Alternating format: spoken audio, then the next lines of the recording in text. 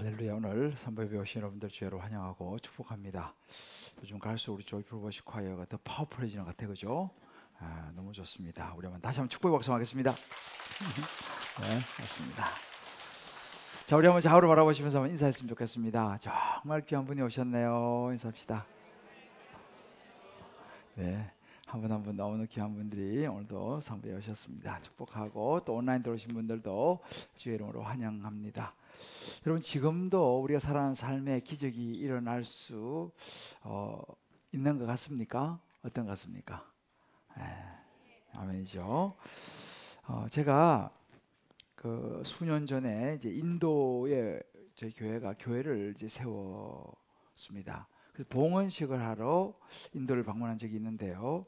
그때 이제 그 인도 이제 델리에 도착을 해서 이제 비행기를 갈아타고 뿌네라는 지역으로 또 이제 가야 되는 여정이었습니다. 그래서 이제 비행기를 갈아타고 뿌네로 가는 그 비행기를 타고 나서 느낌 이상해서 주머니에 손을 딱 해보니까 핸드폰이 없는 거예요. 주여, 야, 이 핸드폰 어디 갔지? 막 생각을 해보니까 그 공항에서 이제 델리 공항에서 비행기를 갈아타면서 이제 검색대를 한번 통과하는데 왜 바구니에 소지품 다 넣잖아요. 그때 이제 핸드폰 빼서 넣고 핸드폰은 내가 안 가져온 거예요. 앞이 캄캄한 거예요. 야, 어떡하지? 핸드폰 안에 뭐 모든 중요한 뭐 인포메이션이 다 들어있고 또 뭐 가서 사진도 찍고 해야 되는데 앞이 캄캄한 거예요. 그 당시만 해도 뭐 핸드폰이 지금도 그렇지만 귀하고 또 제가 그때 받은 느낌, 인도 공항은요 상당히 좀 주먹구구식 같은 느낌을 받았어요. 그래서 막 기도했어요. 비행기에서 하나님 이거 찾아야 됩니다. 막 기도했는데 제가 이제 공항에 도착해서 이제 밖에 나가니까 이제 저를 마중 나온 우리 당시 이제 박성현 선교사님이 와서 제가 이제 얘기를 했어요. 야, 핸드폰을 내가 이렇게 해서 잊어버렸다. 이거 어떻게 하면 좋겠냐 하니까 이야기를 듣더니 목사님 포기하시겠는데요. 여기서는 그거 거의 불가능합니다. 여기 인도입니다, 인도. 그런 거예요. 주여, 야, 그래도 방법이 없겠냐. 그러니까 일단 델리 공항에 전화를 일단 한번 해보기로 했어요. 그 전화를 이제 공항에 했는데 공항에 하면 항상 하는 멘트가 찾아보겠습니다. 그런 거 있잖아요. 뭐 찾아보겠다고 그냥 이제 전화를 이제 끊었어요. 생각해보니 여러분 이건 뭐 거의 불가능했죠. 뭐 수많은 사람이 거길 지나가지 않습니까? 진짜 이 핸드폰을 찾는 것은 뭐 서울에서 김수방 찾기죠.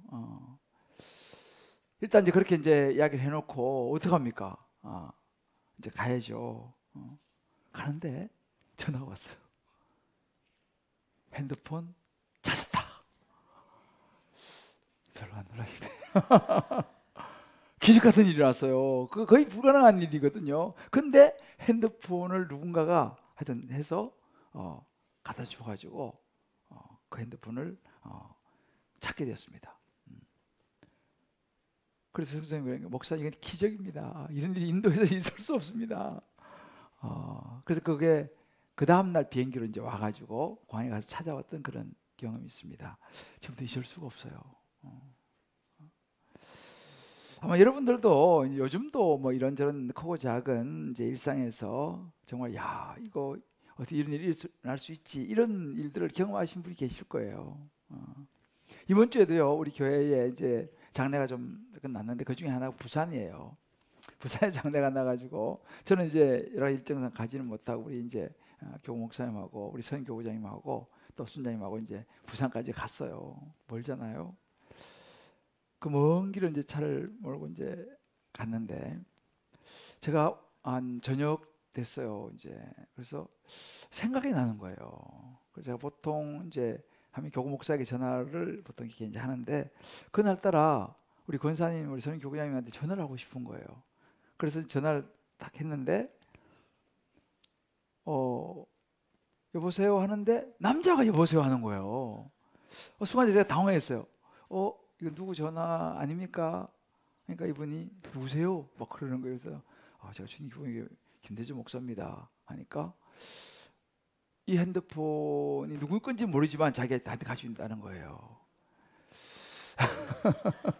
그래서 제가 하여튼 알겠다, 일단 전화를 끊읍시다 하고 빨리 이제 교구 목사에 전화를 했어요. 하니까 벌써 출발해서 서울로 올라오고 있더라고요. 그래서 권사님 좀 바꿔달라니까 그때 권사님 핸드폰 핸드폰이 두고 온 걸 알은 거예요. 그래서 어떻게 하겠습니까? 다시 돌려서 가서 핸드폰을 찾았어요. 근데 어떻게 물어보니까 그 도착해서 그 조의금 썼는 데 있지 않습니까? 그거 쓰면서 놓고 그냥 간 거예요. 예배 드리고 밥 먹고 하고 서울로 출발했는데, 야, 하나님께서 정말 그 멀리 간 그 권사님의 그 마음을 주님이 받으시고 갑자기 전화를 이렇게 하게 돼서 아무튼 그런 일들이 있었습니다. 정말 우리가 살아가면서 이런저런 크고 작은 기적들이 지금도 일어나고 있어요. 여러분에도 일어나기를 주의 이름으로 축복합니다. 근데 여러분 보면요, 기적은요 고난이나 어려움이 있을 때에 일어나는 거예요. 이스라엘 백성들이 이제 출애굽을 해서 홍해를 건너는 기적을 맛보았잖아요. 홍해를 이제 건너 가서 이제 좀 좋은 날이 올까 생각했는데 홍해를 건너서 이제 수르 광야로 들어가는데 아니다 할까 어려움이 바로 찾아오는 거예요. 사흘길을 가도 물이 없는 거예요. 그 수많은 사람이 물을 마셔야 되는데 마실 물이 없습니다. 그래서 겨우 사흘 만에 마라라는 곳에 도착을 해서 물을 겨우 찾았어요. 근데 그 물이 쓴 거예요. 마실 수가 없는 물입니다. 여러분 그런 그 광야 이런 그 사막 지형은요 그 물이 소금기가 많아가지고 물이 쓴 그런 경향들이 많다고 그러더라고요. 그러니까 이제 사흘 만에 겨우 찾은 물이 있어서 못 먹으니까 이스라엘 백성들이 막 원망의 화살을 그들 리더인 모세에게 막 날립니다. 정말 참 어려운 상황이에요. 이제 출애굽에서 이제 자유다, 이제 앞으로 좋은 시절이 올 거라고 생각했는 이스라엘 백성들 앞에 참 어려운 실망되는 목이 말라 죽을 수밖에 없는 그런 상황이 펼쳐진 거죠. 아마 여러분들도 무슨 그런 타는 목마름 뭐 그런 표현 있지 않습니까? 타는 목마름을 경험해 보신 분이 있을지 모르겠어요. 근데 우리가 가만히 성경을 보면요, 이 원망이 나오는데 원망을 무조건 나쁘다고 말 수도 없어요. 왜냐하면 생존의 문제 앞에 서면요 우리도 누가 원망을 안 할 수 있겠습니까? 그죠? 원망이 나오죠. 왜? 목이 말라서 사흘째 물을 못 먹고 죽을 판인데. 근데 성경 참 보면 감사한 게 하나님이 이걸 아시더라고요. 하나님이 아시고 그런 우리의 생존의 문제가 달리면 때로는 우리가 나오는 이 원망도 하나님이 이해하시고 야, 그렇게 믿음이 없냐 이렇게 말씀하지 않으시고 우리를 책망하시기보다는 우리의 원망에 귀를 기울이시더라고요. 귀를 기울이시고 그 썸물을 단물로 바꾸는 기적을 통해서 이스라엘 백성들의 필요를 채워주시는 하나님을 우리 성경에서 보게 돼요. 참 저 이걸 묵상하면서 그런 생각이 들더라고요. 하나님 참 좋으시다. 참 좋으시다. 자, 우리 한번 서로 이야기해 줍시다. 참 하나님이 좋으시네요. 그죠? 원망해도 그냥 들으시고 그래 얼마나 목이 마르냐.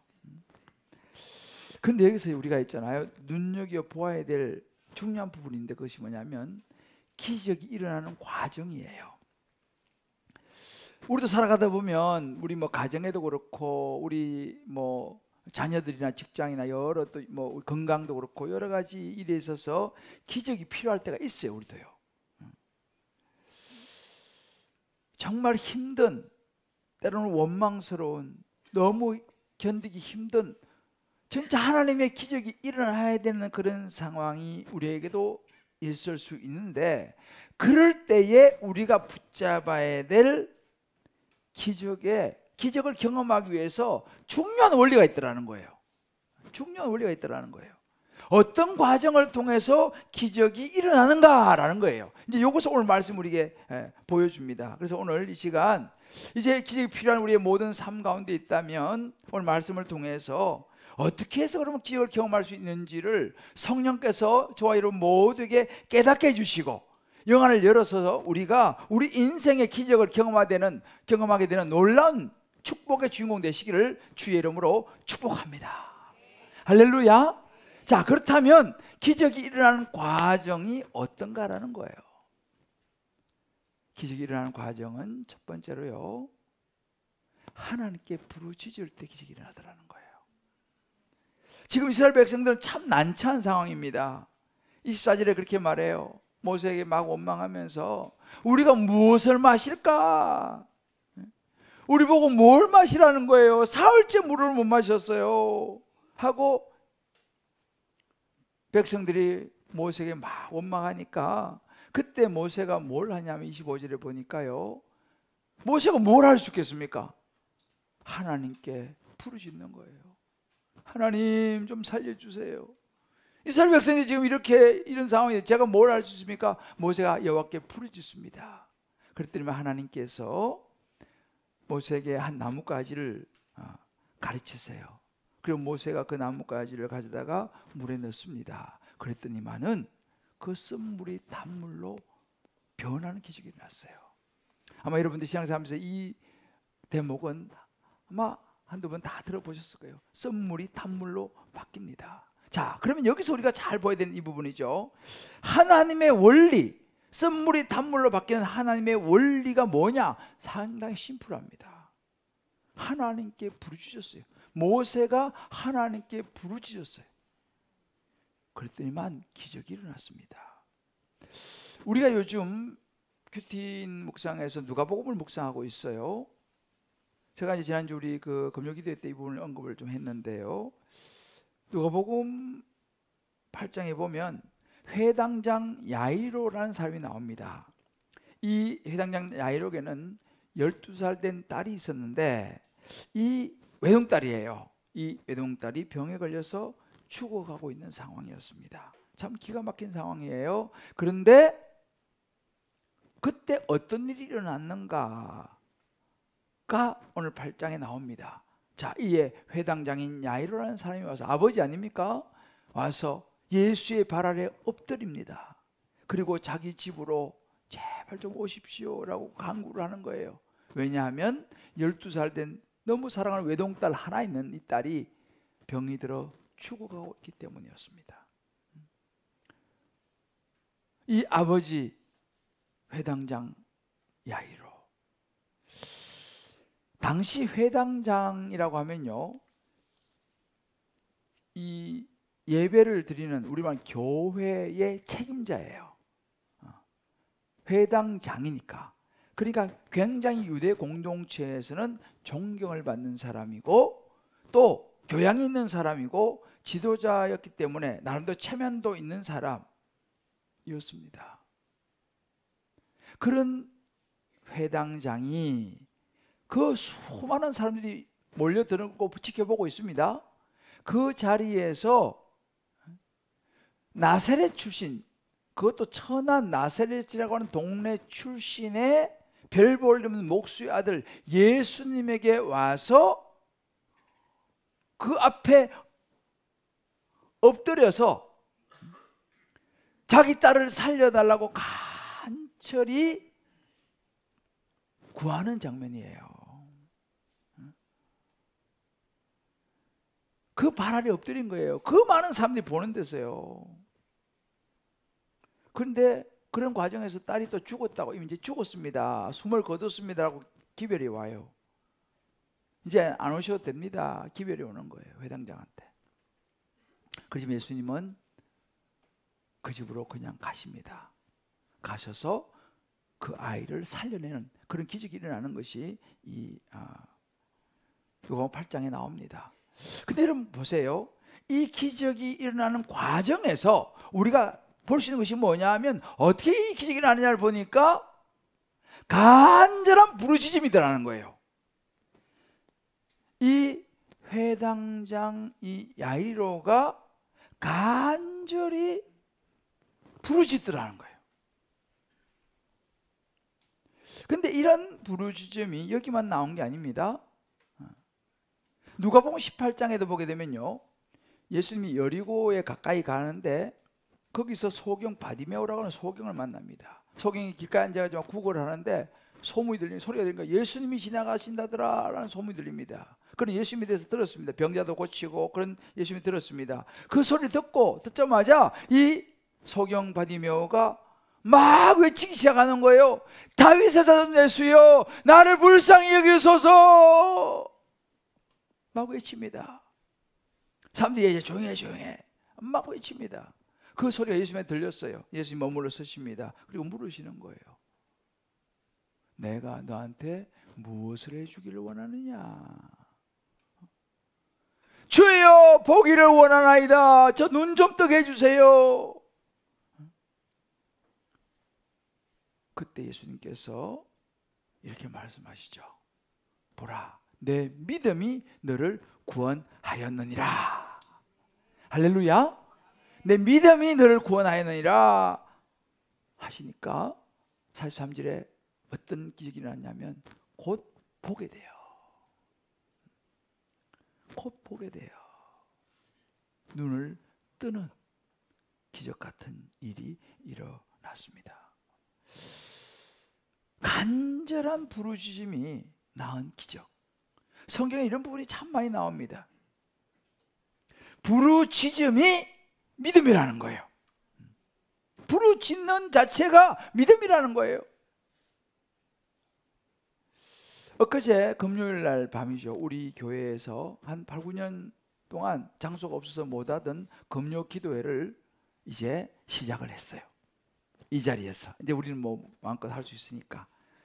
그래서 엊그제 금요일이 두 번째 금요 기도회 저녁이었는데 많은 분들이 오셔서 정말 이 회당장 야이로처럼 예수님 발 앞에 엎드려서 간절히 기도했어요. 이 소경처럼 다윗의 자손 예수여, 나를 불쌍히 여기소서 간절히 기도했어요. 제가 마음이 얼마나 좋았는지 몰라요. 잠깐 기도한 것 같은데 그렇게 기도 거의 1시간 가까이 우리가 막 부르짖어 간절히 기도했어요. 다들 너무 좋았다고 그래요. 저도 너무 좋았습니다. 왜 그럴까요? 부르짖으면 하나님이 기적을 이루실 것을 믿기 때문이죠. 할렐루야. 참 좋은 밤이었어요. 근데 여러분 보세요. 부르짖기 위해서는 필요한 한 가지가 있어요. 요 마음의 태도가 필요해요. 뭐냐니, 회당장 야이로도 그러고요, 소경 바디메오도 그랬지만 부르짖기 위해서는 내 힘으로 안 된다는 것을 인정을 해야 돼요. 하나님, 제 힘으로는 못합니다. 제가 어떻게 눈을 뜰 수 있습니까? 제가 어떻게 제 죽은 딸을 살릴 수 있습니까? 내 힘으로 안 된다는 것을 인정을 해야 하는 게 첫 번째고요. 두 번째는요, 이 문제를 해결할 수 있는 하나님 앞에 체면이고 교양이고 자존심이고 다 내려놓고 나가서 엎드려 부르짖어야 한다는 사실이에요. 할렐루야. 만약에 회당장 야이로가 내가 이래도 유대 지도자인데 그 나사렛에서 온 촌놈 앞에서 내 체면이 있지, 내가 어떻게 그 앞에 나가서 엎드려서 간청을 할 수 있나 생각하고, 그 체면 때문에, 남들의 이목 때문에, 그 교양 때문에, 자존심 때문에 그가 그렇게 나가서 부르짖지 않았다면 그 딸은 살릴 수 없었어요. 여러분, 무엇이 믿음인가요? 여러분, 신앙생활 하시면서 무엇이 믿음입니까? 오늘 성경 말해줍니다. 예수님 앞에 나와서 엎드려 주님 살려주시면 됩니다라고 부르짖는 것이 믿음인 줄을 믿습니다. 예수님께서요, 누가복음 8장 50절 이렇게 말했어요. 두려워하지 말고 믿기만 해라. 그리하면 딸이 구원을 얻으리라. 할렐루야. 믿기만 하라는 거예요. 이거 믿음이라는 거예요. 오늘 소경에도 내 믿음이 너를 구원했다. 여러분, 그래서 부르짖음이 믿음이라니까요. 할렐루야. 자, 우리 한번 좌우에 서로 한번 가족들 또 서로 손 좀 잡아주고 이야기하십시오. 부르짖는 것이 믿음이라고 합니다. 우리 열심히 부르짖읍시다. 할렐루야. 부르짖는 게 믿음이에요. 하나님께 나와서 부르짖어야 돼요. 체면이고 뭐 교양이고 자존심이고 그거 중요하지 않아요. 저는요, 이 말씀을 이제 기도하면서 계속 묵상하고 준비하고 이제 내려오는 길에도 계속 이제 묵상하는 거죠. 하나님, 이 선물을 단물로 바꾸는 이것을 어떻게 제가 저 성도들에게 잘 설명할 수 있을까요? 계속 묵상하고 기도하고 준비하고 내려오는 길에 하나님께서 저에게 그런 마음을 주시는 거예요. 야, 복잡하게 생각할 거 뭐 있냐? 네 인생이 선물이 단물로 바뀐 인생 아니냐? 이런 마음을 주시는 거예요. 네 인생이 선물이 단물로 바뀐 인생 아니냐? 그 이야기하면 되지. 쉽게 이해가 되더라고요. 제가 가끔씩 여러분이 말씀드리지만 저는 아주 시골에서 자랐어요. 초등학교 3학년 때 전기불이 들어온 그런 시골에 자라서, 그런 시골에 저는 뭐 꿈이 비전이 뭔지도 모르고 비전에 대한 이런 별 들어보지도 못하고 저는 자랐어요. 요즘 여기 뭐 전부 다 우리 학원 가잖아, 학원 가, 그죠? 근데 저는요, 학원이라는 단어를 몰랐어요. 저는 제가 고등학교 2학년 때인가 읍내에 학원이 생겼다라는 소문은 들었어요. 학생이 뭐 가서 공부한다더라. 제가 고등학교 2학년 때가 처음 학원이라는 그 단어를 들었어요. 저는요. 그러니 제가 얼마나 공부를 했겠습니까? 뭐 그렇게 그냥 저는 시골에서 그냥 그렇게 자랐어요. 뭐 제가 기도할 줄을, 물론 교회는 열심히 다녔지만 뭐 기도할 줄을 뭐 제가 뭐 알았겠습니까? 근데 제가 돌아보니까 제 스스로가 내 마음에 우러나서 내가 간절히 기도를 해본 것이, 보니까 제가 대학 떨어져서 대전에서 우리 형님 집에서 살면서 대성학원 다니들 재수하던 시절이었어요. 그때 정말 내 마음에 간절함이 있어서 간절히 기도했던 그 기억이 있습니다. 사실 제가 그렇게 참 인생에서 별 볼일 없던 그런 인생이었어요. 근데 돌아보니까 그런 참 시골 촌놈이 어떻게 서울에 와서 대학원을 가고 또 영국 유학을 가서 공부를 하고 목사가 되고 또 신학교 학생들을 가르치고, 중요한 것은 잠실에서 목회를 하고 있다는 거예요. 이 잠실에서. 야, 이게 기적 아니냐? 할렐루야. 이게 기적 아니겠어요? 근데 제가 생각해 봤어요. 어떻게 내 인생에 이런 기적이 일어났을까? 한 가지는 확실하더라고요. 제가 확실하게 말할 수 있는 한 가지는 뭐냐면, 저희 어머니가 그 시골에서 새벽마다 교회 가서 부르짖어 기도했다는 사실이에요. 그러니까 뭐 시골에서 농사 짓고 또 다른 직장 일도 하고 얼마나 피곤합니까? 뭐 12시, 1시, 뭐 2시 주무셔도, 또 시골에는 새벽 4시 반 막 이렇게 해요. 새벽 4시면 일어나야 되는 거야. 비가 오나 눈이 오나 그 시간 되면 시계도 알람도 없잖아요. 그 시대는. 그렇게 피곤해도 일어나가지고 새벽 기도 가셔서 기도하시는 거예요. 제가 그걸 보며 자랐어요. 가가지고 기도하시는데, 제가 우리 어머니 어쩌다가 한 번씩 내가 따라가고 뭐 그렇죠, 따라가면 우리 어머니는요, 기도를 하실 때 조용히 이렇게 기도하지 않고 주님 막 이렇게 기도해요. 소리를 내죠. 하나님 우리 대조 살려주세요 막 이렇게 기도하죠. 하나님 우리 대조 인도해 주세요 이렇게 기도하는 거예요. 어린 마음이 창피했어요. 좀 조용히 기도하시. 아주 조용히 기도하시. 거의 뭐 몇 명 되는데 다 하는 거예요. 그런데요, 시간이 지나다 보니까 그 저희 어머님의 그 부르짖음이 제 인생의 기적의 시작이었어요. 그 어머니의 그 새벽마다 아들을 위해서 부르짖는 그 기도가 마치 나뭇가지를 썬물에 던져서 그 물이 달아진 제 인생에 나뭇가지에 진 예수님의 십자가의 은혜를 던져서 제 인생의 선물에서 단물로 바뀌는 결정적인 출발이 되었다는 사실이에요. 할렐루야. 그 부르짖는 기도를 통해서 예수님께서 제 마음에 찾아오시고 제 인생에 찾아오셨어요. 제가 분명히 말할 수 있어요. 저는요, 그런 별 볼 일 없던 썸물 같은 인생이 그 어머니의 부르짖는 기도를 통해서 제 인생이 단물로 바뀌고 저는 새로운 인생을 지금 살아가고 있는 거예요. 자체로도 저는 감사한 거예요. 그런데 있잖아요, 여러분 보세요.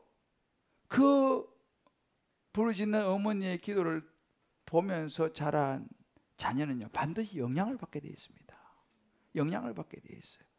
그때는 몰랐지만 제가 이제 신학생이 되고 공부를 하면서 어느 날부터 내게도 그런 간절한 기도가 나오기 시작하더라고요. 어려울 때. 제가 이제 시골에서 올라와서 대학원을 들어갔는데 아는 사람이 없잖아요. 보통 대학원을 들어가면 다 전도사가 됩니다. 근데 나는 뭐 아는 사람도 없고, 전도사 누가 불러준 사람이 있어야 전도사를 하지. 갈 데도 없고.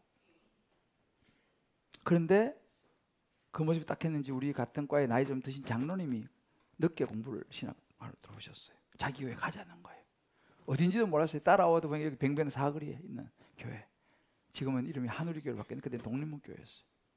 이명재 목사님, 부흥사 목사님이 그 세운 교회인데, 거기를 데리고 와서 저를 고등부 교사로 넣어줬어요. 그 아들이 고등부 교사에 있더라고 보니까. 그래서 제가 고등부 교사를 했어요. 다른 사람들은 다 신학생 돼가지고 전도사 되고 그런데 저는 이제 교사, 뭐 그거라도 감사한 거죠. 그런데 문제가 뭐냐면, 교사를 하면요, 고등부 예배 끝난 이제 우리 대예배는 드리고 고등부 예배를 드리는데, 고등부 예배 끝나고 나면 집에 가야 돼. 교회 좀 있고 싶어도 뭐 그렇잖아요. 교사가 뭐 집에 가야 돼. 근데 나는 집에 갈 집이 없어. 기숙사, 난 기숙사에 있으니까. 그래가지고요, 어디 갈 데도 없고 이제 학교로 다시 가는 거죠. 기숙사에 돌아가면 학교에 정문에 들어서면요, 조용한 거예요. 아무도 안 와. 왜? 다들 전도사들이니까 돌아오질 않지. 거기가 서울신대 신대원은요, 언덕이 이렇게 있어요. 혼자서 언덕을 터벅터벅 올라가는데 마음이 참 그런 거예요. 하나님, 나는 언제 전도사 돼서 나는 언제 사역을 합니까? 그리고 이제 그 언덕을 올라가는 거예요. 그 가면 기도탑이 있어요. 기도탑, 높은 기도탑, 방방 이렇게 해서 거기 올라가서 부르짖어 기도했어요. 하나님, 나도 이렇게 하나님 부르셨으면 나도 언제 쓰임을 받을 수 있습니까? 그 당시에는 언제 나도 전도사 됩니까? 그 기도를 제가 했었어요. 그런 상황이 되니까 저 어머니가 부르짖는 그 기도가 제게 스며들어 있었던 것이 나오더라고요.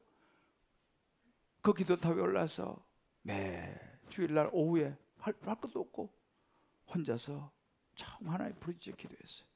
하나님, 내 길을 인도해 달라고. 근데 진짜 하나님께서요, 그 기도를 들으시고 저를 이끌어가기 시작하시는데,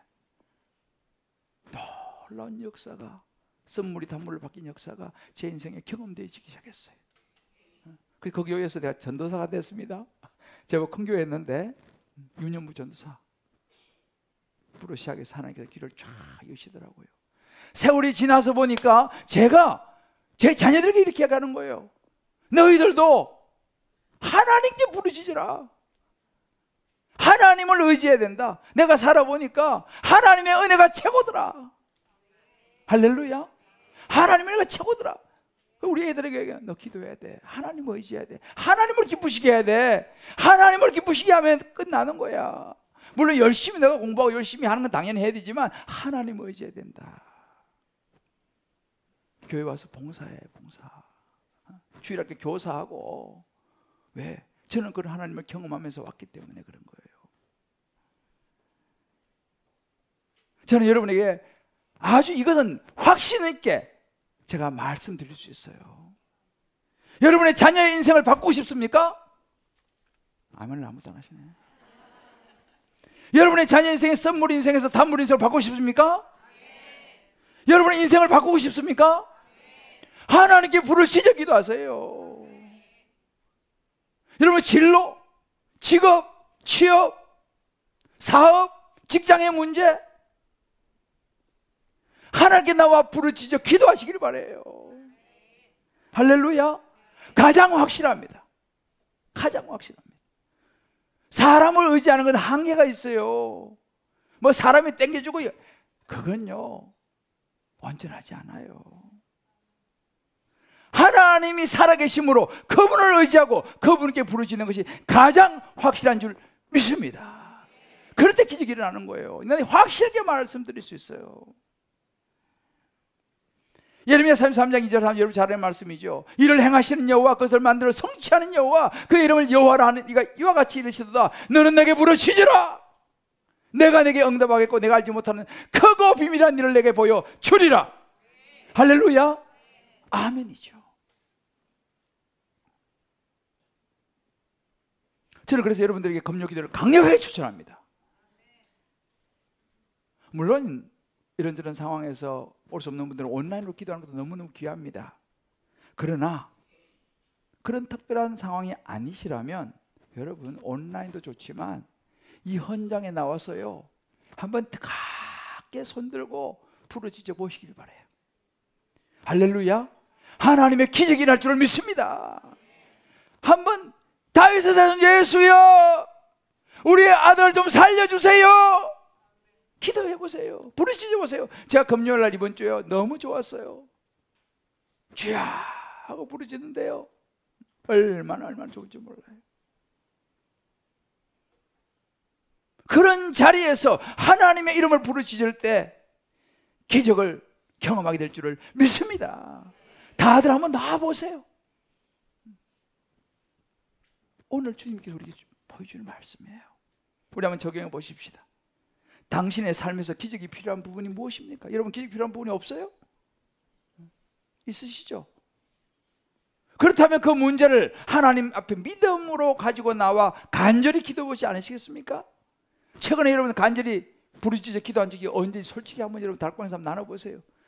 옛날에 산기도도 가고 막 했는데 요 근래 내가 하나님의 주여 하고 정말 부르짖어 본 적이 언제냐 말이에요. 한번 나눠보시고 생각해 보시길 바래요. 애들도 데리고 오세요. 애들도 기도하는 걸 좀 봐야 됩니다. 봐야 됩니다. 그래야지 그래 이렇게 기도하는 거구나. 애들이 그거 보고 자랍니다. 여러분들 엄마 아빠가 교회 가서 부르짖는 거 그거 지금은 아유 우리 엄마 아빠 이렇게 뭐 크게 부르짖어 창피하다 그런 생각 저도 그랬으니까. 그러나 여러분 그것이 스며드는 거예요. 그렇게 자녀를 키워야 될 줄을 믿습니다. 하나님께 맡겨야 될 줄을 믿습니다. 부르짖는 자리 있으셔야 돼요. 기도하는 자리 있으셔야 돼요. 자, 몇백 번 축복하십시다. 금요일 저녁 8시입니다.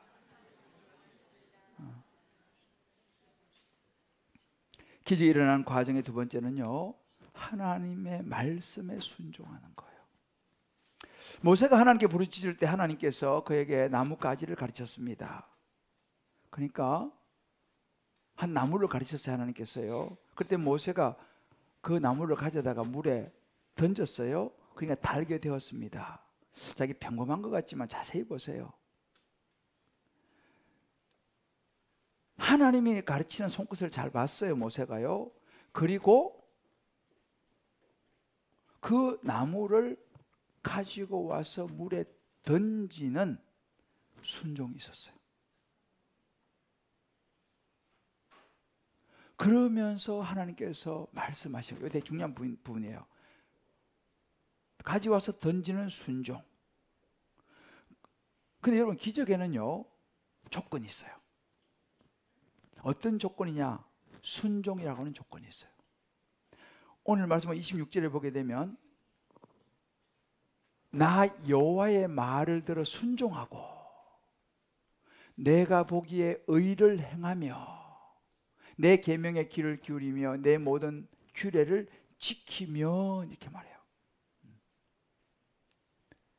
내가 애굽 사람이 내린 질병을 너희들은 내리지 않겠다. 나 여호와는 치유하는 하나님이시다 라고 말씀하셔요.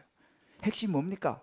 하나님이 정하신 말씀에 순종을 하면, 그죠? 하나님이 정하신 말씀에 순종을 하면 우리를 인도하시고 치료하시는 하나님을 경험하게 될 것이다. 할렐루야 라고 말씀하시는 거예요. 여러분, 우리가요 이제 이스라엘 백성들이 이제 광야를 그래서 가나안 땅으로 들어가는데 하나님께서 거기에 대해서 어떻게 하라고 레슨을 주셔요. 거기는 16장부터 시작됩니다. 우리 인생도 마찬가지예요. 우리 인생에도요 가이드가 필요해요. 이럴 때 어떻게 하고 저럴 때 어떻게 하고 우리 가이드가 필요하거든요. 그래서 다음 주부터 16장이 시작되는데 16장부터 이제 그 가이드가 이제 나옵니다. 이제 다음 주부터 여러분들 잘 말씀 들어보세요. 우리 인생에 이제 가이드, 광야를 지날 때 어떤 가이드가 필요한가? 자, 오늘은 그 서두로 순종을 이야기하시는데 요한일서 2장 3절 4절 말씀 이렇게 말씀하십니다. 우리가 그의 계명을 지키면 이로써 우리가 그를 아는 줄을 알 것이고 그를 안다고 말하지만 계명을 지키지 않은 사람은 거짓말을 하는 자 진리가 그 속에 있지 않다라고 말씀했습니다. 순종은요 말씀을 주시는 하나님을 신뢰하는 행동이에요. 순종은 행동입니다. 말이 아니에요. 제가 이제 이렇게 가르침을 받고 모셨던 우리 오카는 목사님께서 설교하시면 이런 이야기를 하셨어요. 순종은, 우리 같이 읽어봅시다. 시작. 순종은 믿음만큼 중요하다. 하나님의 말씀에 대한 순종이 기적을 가져오는 열쇠다 그랬어요. 순종이 기적을 가져오는 열쇠다. 그만큼 순종이 기적의 핵심 포인트다라고 얘기하는 거예요. 그러니까 우리가 하나님 말씀에 순종하면 하나님께서 기적을 베푸는 통로가 되고 축복이 되지만 불순종하면 하나님이 기뻐하지 않으시고 징계가 우리에게 따른다라는 거예요. 하나님의 우리 인생을 향한 목적은요 회복이에요. 치유입니다. 여러분, 순종을 통해서 기적이 일어나는 경우도 성경에 많이 나와요. 대표적인 케이스로 요한복음 9장에 보면요 예수님께서 길을 가시다가 날 때부터 소경된 사람을 만납니다. 이 사람은 날 때부터 소경돼요. 근데 예수님께서 이 사람을 만나가지고 진흙을 이겨서 눈에 발라줘요. 그러면서 이렇게 말합니다. 가서 실로암 못에 가서 씻으라 이렇게 이야기를 했어요. 여러분 생각해보세요. 날 때부터 소경인데 뭔가 눈에 바르더니만 가서 씻으라? 말이 됩니까? 아이고 그렇다고 그러니까 무슨 일이 나겠습니까? 말도 안 되는 소리라고 했으면 그냥 그렇게 그냥 못 묻는 거죠. 근데 중요한 것은 뭐냐면 이 소경이요 이에 그 말을 듣고 이에 가서 씻었다 이 말이죠. 이에 가서 씻고 밝은 눈으로 왔더라. 할렐루야. 말이 안 되는 것 같지만 그 말을 듣고 가서 씻었어요. 이게 중요한 거예요. 자, 우리 옆에 분은 한번 축복하십시다. 손잡고 우리도 가서 씻읍시다. 순종하십시다. 순종해야 되는 거예요. 열왕기하 5장에 보면요 또 유명한 한 사건이 나옵니다. 여기는요 당시 강대국 아람 왕의 군대 장관이었던 나만이라는 사람이 나와요. 장군이. 근데 이 사람은 용맹하고 모든 게 다 좋은데 병이 있었어. 나병이 있었어요. 우리만 문둥병. 그런데 주변 사람들이 저 이스라엘 엘리사 선지자를 찾아가면 나을 수 있다고 합니다. 그 말 듣고 나서야 되니까 왕이 갔다 오라 그래요. 가는데 엘리사 선지자가 만나주지도 않으면서 메시지만 전달합니다. 저 요단강 가서 7번 목욕하라고. 그 말을 듣고 나만 장군이 화를 냅니다. 무슨 소리라고 있냐? 강이면 우리 아랍 나라에 더 크고 더 좋은 물이 있는데 여기 요단강이 조그마한 여기 와서 나가고 7번 들어갔다 나오라고? 열받아가지고 그냥 아이씨 난 돌아가 라고 돌아가려고 합니다. 근데 그때 옆에 있는 종들이 막 권유하는 거예요. 아이고 장군님 그래도 한 번만 그거 미쳐봤자 본 줄 아닙니까? 한번 해보시죠. 막. 그래서 여러분 밑에 사람이 중요해. 밑에 사람이 막 그래가지고 뭐든지 하고 그래 한번 해보자 여기까지 왔으니까 하고 정말로 요단강에 7번 들어갔다 나오는데요. 살이 어린아이 같이 회복된 줄 믿습니다. 나서버렸어요. 여러분 가만히 보세요. 우리가요 내 혼자 스스로 순종이 안 되면 주변의 권유를 받아가 순종해도 순종이에요. 그래서 옆에 있는 사람이 너무 중요하다니까요. 옆에 믿음의 사람이 중요한 거예요. 나는 뭐 그렇지만 주변의 권유로 순종해도 순종이고 기적이 일어날 줄을 믿습니다. 순종하면 기적을 경험하게 되는 거예요. 자, 옆에 한번 얘기합시다. 주변의 권유를 잘 받으세요. 부인말을 잘 들으셔야 된다니까. 믿음의 사람들의 이야기를 잘 들으셔야 돼요. 믿음 있는 사람 이야기하면 아이고 그거 되겠냐 그래도 거기 보세요. 나아만이 그렇게 해서 나았지 않습니까? 이런 성경이 너무너무 많아. 예수님께서요 첫 번 공생 시작하시면서요 이적이 가나 혼인잔치예요. 혼인잔치에 이스라엘은요 포도주가 중요해요. 포도 음료 너무 중요합니다. 그런데 잔치를 한창 하는데 포도주가 떨어졌어. 말 그대로 음료가 떨어졌어. 큰일 났습니다. 그때 예수의 어머니 마리아가 하인들을 불러가지고 이렇게 말합니다. 요한복음 2장 5절에 보면 무슨 말씀을 하시든지 그대로 해라. 예수님을 향한 믿음이 있었죠. 하인들에게 예수님이 무슨 말씀하시니 그대로 해라. 딴 생각하지 말고 다른 토달지 말고 그대로 해라 라고 이야기를 합니다. 예수님께서 뭐라고 말씀하면 물을 뜨다가 항아리에 부어라 그렇게 말한 거예요. 아니 지금 물을 뜨다 가지고 포도 항아리에 부어서 어떡하자는 거예요. 하여튼 그래도 시킨 대로 해라. 시킨 대로 했습니다. 그 다음에 예수님께서 뜨다가 연회장에 갖다 주라. 아니 물을 뜨다 줘서 어떡할, 그렇지만 시킨 대로 해라 그랬잖아요. 그죠? 물을 뜨다가 연회장에 가져갑니다. 하인들이 그걸 보면서 물이 포도주로 변하는 것을 경험하게 되는 거예요. 결국은 기적을 일으키는 과정은요 말씀에 순종하는 거예요. 자, 그럼 오늘날 왜 우리 인생에는 기적이 일어나지 않느냐라는 거예요. 왜 일어나지 않겠습니까? 우리는요 우리에게 지식이 너무 많아요. 우리의 상식이 너무 풍부해요. 자존심이 있어요. 내 능력이 있어요. 그러니까 말씀에 순종하기보다는 내 이성이 동의가 안 되면 우리 움직이질 않아요. 내 자존심 못 꺾어요. 그래가지고 무슨 일이 일어나겠어? 이해가 안 되는, 계산이 안 나오는 거예요. 그러니 안 움직이죠. 순종 안 하죠. 당연히 기적을 경험하지 못한다는 사실이에요. 그래서 우리가 사무엘상 15장에 보면 유명한 순종이 제사보다 낫다고 할 수 말이 여기 있어요. 순종이 중요하다는 거예요. 제가 우리 수녀님들 파송할 때도 항상 그런 이야기를 해요. 목사님 저는 능력이 안 돼서요. 저는 못해요. 저는 실력이 안 되고요. 신앙도 없고요. 그래서 제가 얘기합니다. 순장은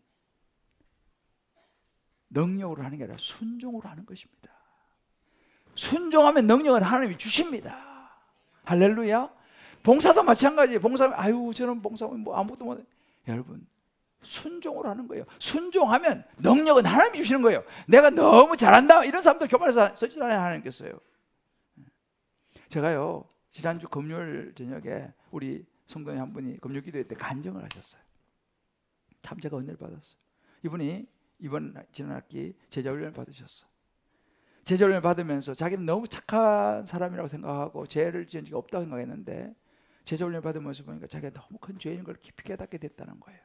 그리고 이제 훈련 받으면서 그 말씀에 순종을 해서 어떻게 이분이 이제 적용을 했냐면 집에 가서 이제 부부 사이가 상당히 좀 소원했던 그런 부부였던가 봐요. 가가지고 말씀에 순종을 해서, 남자가 그런 이야기가 어렵습니다. 그렇지만 가서 아내한테 사과를 하는 거예요. 여보, 우리 첫 아이 낙태한 거 정말 내가 너무 미안하다. 그때 당시 너무 많이 힘들었지. 사과하라 해서 미안하다고 이야기를 했어요. 처음 이야기를 한 거예요. 오랜 전이지만 이 부인이 눈물이 글썽이고 눈물이 흐르면서 정말 많이 힘들었다고 하면서 둘이 부둥켜 안고 한참 울었다는 거예요.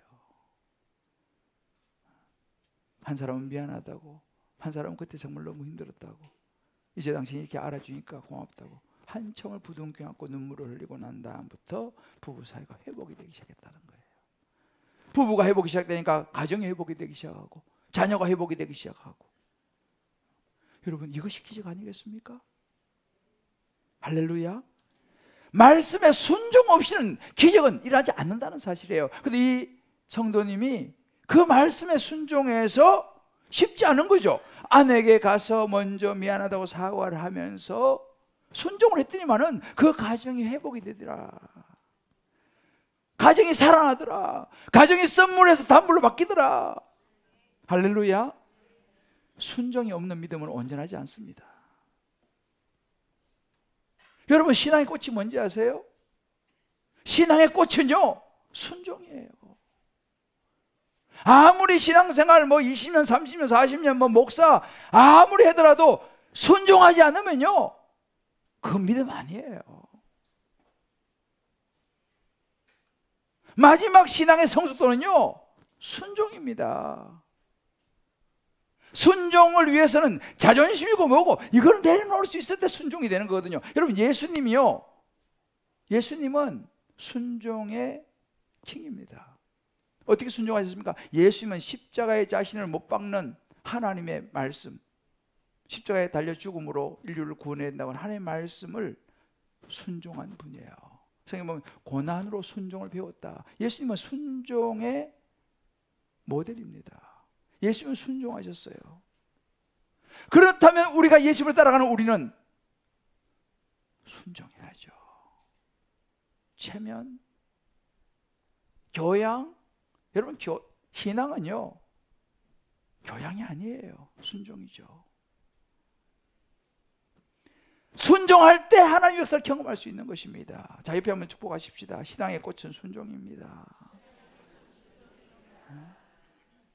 제자훈련을 우리 사역을 이제 곧 시작하는데요. 여러분, 제자훈련 사역이 뭡니까? 순종훈련인 거예요.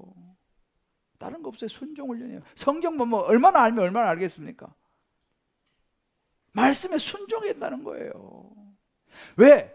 그래야지 하나님을 경험할 수 있으니까. 그래야지 기적을 경험할 수 있으니까. 다 제자훈련 사역을 신청하셔서 순종을 배우시고 하나님의 기적을 경험하게 되시기를 주의 이름으로 축복합니다. 이제 우리 다락방이 시작됩니다. 다 다락방 들어가시기 바라요. 다락방 들어가서 뭐 하려고요? 그곳에 가셔서 말씀을 나누는 거죠. 말씀을 나누면서 그 말씀의 순종을 서로 권면하면서 그 말씀의 순종을 배우는 거예요. 다락방 가서요. 순종하면은 하나님의 기적을 경험하게 될 줄 믿습니다. 다 다락방 가셔야 되는 거예요. 그래서요. 다른 거 없어요. 적용 질문입니다. 여러분, 당신은 기적을 믿습니까? 여러분, 기적을 믿습니까? 하나님 말씀에 순종하며 살아가고 있습니까? 아니면 자신의 생각을 따라 살아가고 있습니까? 오늘 말씀에 순종하기로 적어도 한 가지씩 결단하고 달고 나서 한 개씩 나눠볼 수 있기를 바라요. 사랑하는 성도 여러분, 기적은요, 단순합니다. 하나님께 부르짖고 말씀에 순종할 때 일어나요. 그러니까 우리 신앙자를 자꾸 주저하지 마시고 담대하게 하나님 앞에 나아가서 부르짖으시고 순종하시기를 주의 이름으로 축복합니다. 여러분, 가정에 어떤 어려움이 있습니까? 육체에 어떤 병이 있습니까? 마음의 병이 있습니까? 해결해야 될 직장에 문제가 있습니까? 사업에 문제가 있습니까? 어떤 자녀 진로에 문제가 있습니까? 어떤 학업에 문제가 있습니까? 여호와 라파의 하나님, 치료하시는 하나님, 여호와 일의 하나님, 준비하시는 하나님, 여호와 삼바의 하나님, 우리와 함께 거하시는 하나님, 여호와 니시의 하나님, 성령을 주시는 하나님, 그 하나님 앞에 나가서 부르짖을 수 있게 되시기를 주의 이름으로 축복합니다. 기도하십시다. 부르짖읍시다. 예수가 희망인 거예요. 때로 우리가 말씀에 순종하는 것이 이해가 안 되고 우리 생각하고 안 맞을 수 있어요. 그러나 여러분, 분명한 것은 순종할 때 기적이 일어나는 거예요. 자, 가슴 손 한번 얹어 보십시다. 저를 따라하면 크게 한번 해봅시다. 하나님, 제가 주님 뜻대로 살겠습니다. 하나님의 마음에 합한 사람으로 살겠습니다. 주님을 더 사랑하는 자 되겠습니다. 내 자존심 내려놓고 순종하겠습니다. 할렐루야. 그럴 때 치유가 임하는 거예요. 그럴 때 선물이 단물로 바뀌는 줄 믿습니다. 하나님은 살아계세요. 우리 한번 이 시간에 찬양 같이 한번 부르봅시다. 정말 결론은요, 여러분들 이제 다른 걸 복잡으시면 제 인생을 보세요. 우리 목사님, 저는 선물 인생도 단물로 바뀌는데, 그죠? 버려진 날 찾아오셔서 생명 주셨네. 찢긴 내 마음과 삶에 갈보리 언덕에 흘린 피로 생명 주신 예수님, 나의 영혼이 성도리. 우리 한번 고백하면서 말씀 해가면서 같이 한번 부르기도 합시다.